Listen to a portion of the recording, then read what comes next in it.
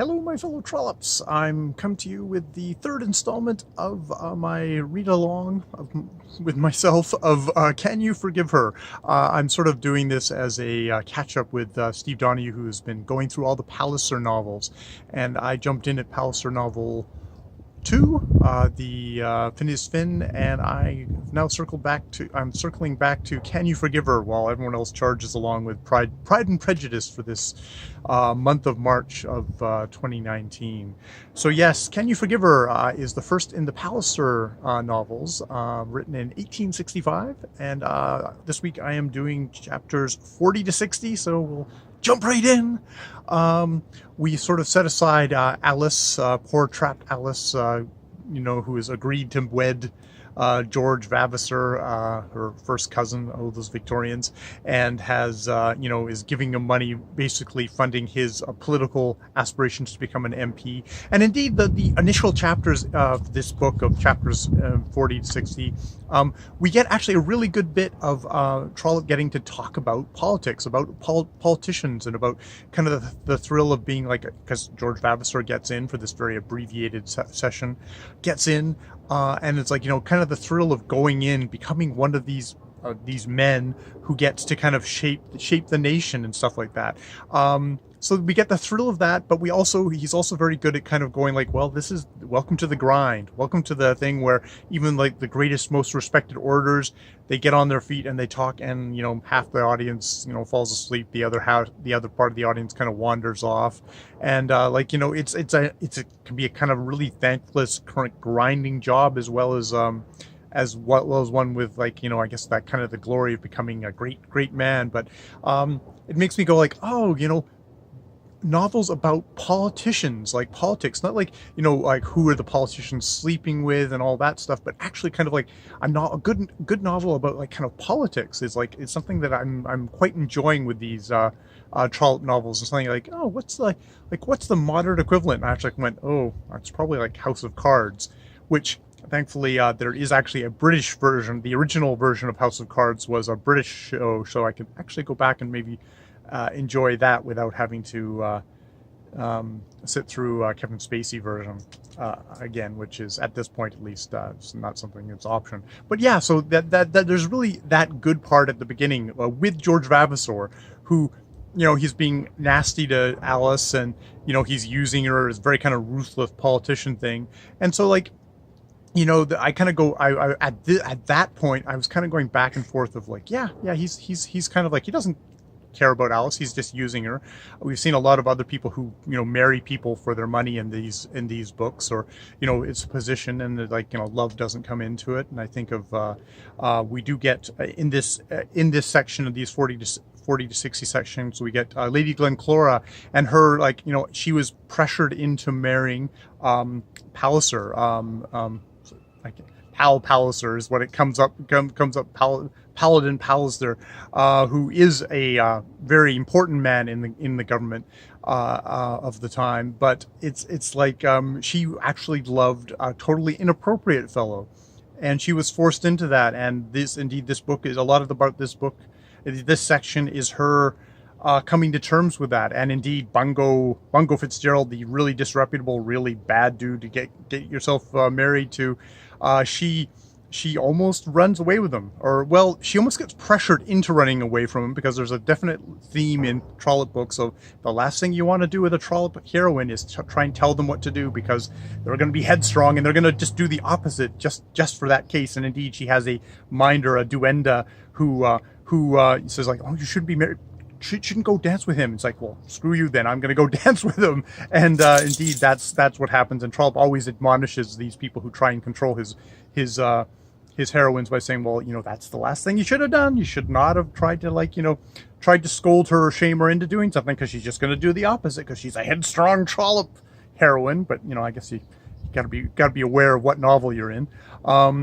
But and actually this is a really good section, because it's like I've read on in the series, so I guess I can, the slight spoilers, but Glencora and Palliser continue as a married couple, and this is a really great section of Palliser being, because we get a kind of a lot of gray, colorless men in Trollope books, and they're not really they can often get cast as very controlling, cold fish who are going to kind of crush the spirits of the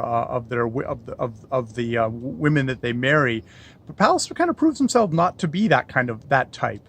I'm quite impressed by the end of this sections of like, wow, he's willing to give up a lot for Glencora and show sort of his hidden depths, which I really appreciate. Even though he's going to continue being a rather colorless government guy who's like, he's interested in the government stuff, which is like Glencora couldn't give a crap about. She's much more interested in the social side. And indeed, they become quite a power couple because of that. Spoilers, I guess. But, you know, it's the Palliser novel, so he stays, she stays. So you do the math on that. Now, we get to the second half of this book, and George Vavasor goes full mustache twirling villain in this stuff. He gets into a tussle because he finds out that the money that he was borrowing, kind of probably in a rather dastardly, ungentlemanly way, but, you know, legal way, whatever, was actually coming from his rival in affection for Alice, or rival for marrying in Alice, John Grey. And indeed, he punches John Grey, and John Grey just sort of answers it by tossing this smaller dude down the stairs. And I mean, George Vavasor, he's got the scar on the side of his face, which you know, it's one of these scars which it's easy as you're reading the book to kind of forget that it's there, but it's one of these things of he gets angry and the scar opens up and it's like it's a second mouth on his face.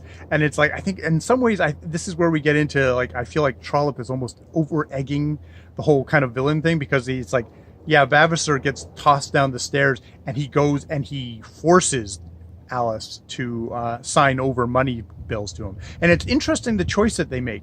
Instead of fully dramatizing a scene like this, you would think another author would have this full scene dramatized out and, like, you know, milk it for all it's worth. Instead, how we learn about this is that Alice writes to George's sister, Kate, and tells her of it. And even though it's quite striking in that, it's like it's at that one step removed. Which, I mean, in one way, we really get to feel all of how Alice is feeling, but it's Alice had to pull herself together and compose a letter to it. So it's kind of it's an interesting choice, but like my God. And then George is basically off like, oh, I'm gonna, like, you know, he was already talking about, I want to murder my grandfather to get his money, and why won't the old bastard die already, because I need his money. And now he's like, now you're thinking like, God, he's going to kill Kate, because indeed the very closing bits of this, I'm going to put this down and use my other hand here for a second, because like, I don't know how people do it. But the final section of this book, we get the will written, and of course the squire, the grandfather, has realized, yeah, I thought, you know, just because of blood ties, I have to give this to the eldest male relative, and there's any other male line to hand it to. But at the end, it's like he's just too bad for him, so that he finally says, nope, he structures the will in such a way that it basically goes to John Vavasor, Alice's father, to kind of basically to hold, and then to and some money to Kate. And at this point, there's this whole thing of like, you know, George is like, you know, well, who do I have to kill to get this money? And it's like he's almost like kind of a bit of the over the top villain at this point, which I don't know. I don't know if I buy. I guess, I mean, we've been kind of building as George is getting more and more desperate for his power, more and more desperate. He wants to stay in the seat of power. But it rings slightly false to me. I guess we'll see how Trollope handles it as we go along. But at this point, he seems like too much of the villain. Maybe that's why we do have the case of Alice writing the letter to Kate and telling her of George's dastardly villainry. This is Trollope kind of easing it back slightly. If we'd done a full chapter of George, you know, there physically and describing it all, it would have been that too much more. So yeah, that's where I am with Can You Forgive Her, my solo Trollope read along, and I'm going to go off and take a look at the videos from last year when there was the group read along of this, and I'll leave links of that, Steve Donoghue's videos on the Can You Forgive Her down below. So yeah, that's it for now. More videos later. Oh, my poor arm from holding up this camera. All right, bye bye.